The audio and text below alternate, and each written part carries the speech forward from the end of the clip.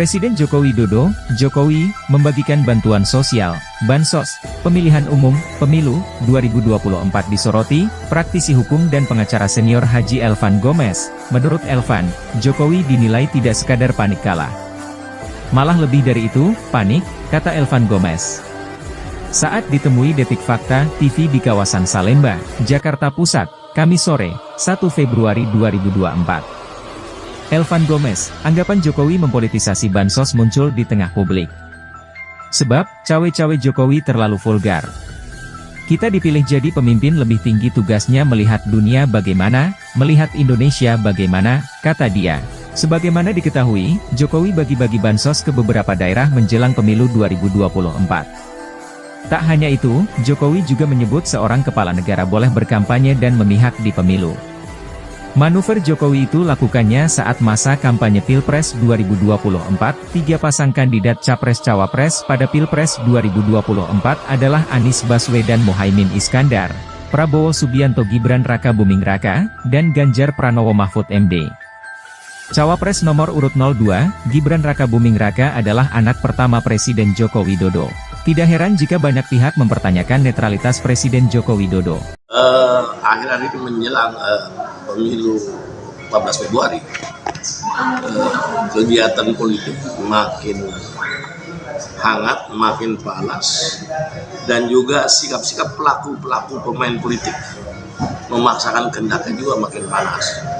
Terutama kita lihat dengan sikapnya yang diajukan Megawati dan PDI dalam acara kampanye di Bandung, yang dimana banyak lagu kritik-kritik, dan juga ada di Jogja kritik dilakukan oleh si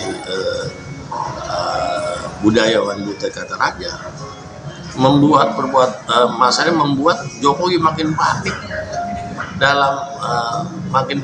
dalam sikapnya untuk menentukan kemenangan Prabowo Gibran. Karena pertama, dengan cawe-cawe politiknya sudah dinyatakan dalam artian tidak menghasilkan apa yang diinginkan, kenaikan elektibilitas Prabowo Gibran masih kita antara 40-an ke bawah, dan itu juga tidak bisa mungkin pemilu itu satu putaran menjadikan dua putaran. Makin eratnya koalisi Ganjar Anies itu membuat paniknya Jokowi. Nah, ini kita lihat di mana kepanikan Jokowi. Satu, dengan sikap Jokowi membagi sembako dengan tidak melibatkan Menteri Sosial Risma, itu juga menjadi panik. Kedua, tentang sikap Jokowi bertemu kepada partai-partai pendukung, bertemu Sultan Jogja selaku seorang presiden, itu juga menunjukkan, dan dia tidak pernah menyatakan cuti maupun tidak pernah mengatakan mundurkan diri sebagai undang-undang. Itu suatu tindakan pelanggaran hukum yang sebetulnya secara etika bernegara dan undang-undang Jokowi sudah bisa diajukan oleh DPR untuk melakukan pemakzulan sebagaimana usulan tokoh 100 ya, yang kita kenal tadi. Nah, ini tinggal di bagaimana keseriusan PDIP sebagai tokoh, kan saudara Masinton sudah mengungkapkan hak angket. Apakah betul dia akan melakukan hak angket tadi? Rakyat sudah menguji, apalagi kita lihat kemarin bagaimana arogannya demonstran Abdesi yang memaksa anaknya untuk supaya undang-undang tentang Abdesi tentang masa jabatan itu diputus, ya, dengan merusak dan adanya sikap-sikap yang kejadiannya paslon 1 yang dihalang-halangi untuk melakukan kegiatan kampanye, dan adanya paslon 3 ada penghalang-halangan yang kalaupun itu terjadi itu menunjukkan ketidakserasian pemilu ini menjadi pemilu yang jurdil. Dan ini juga kita lihat bagaimana sampai saat ini Ketua Panwaslu masih belum bisa mengambil sikap. Apakah dia mampu melaksanakan pemilu jurdil, padahal dia sudah membentuk pasukan yang latihannya sampai 1 bulan menggunakan baret merah untuk pengaman pemilu. Saya rasa itu juga tidak akan bisa mencerminkan mencerminkan pemilu yang jurdil.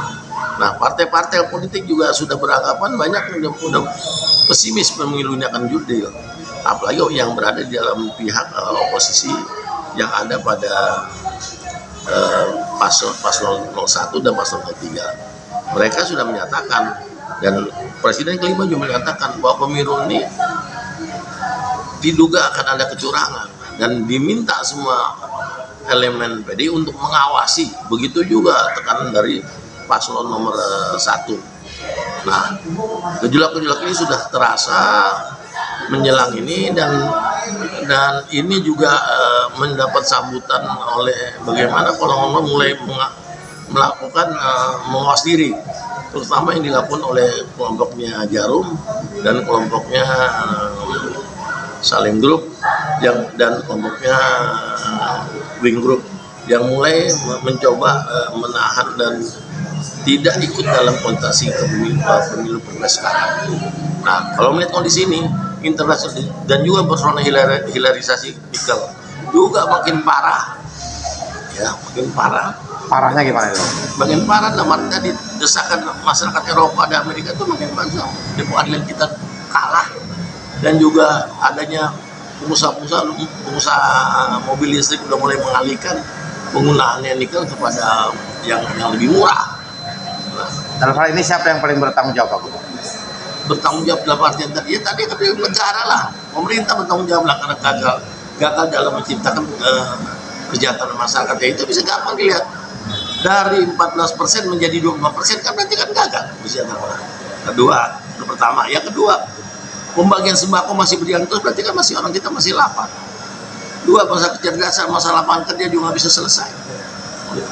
Jadi kalau dengan itu tidak ada yang bisa diharapkan.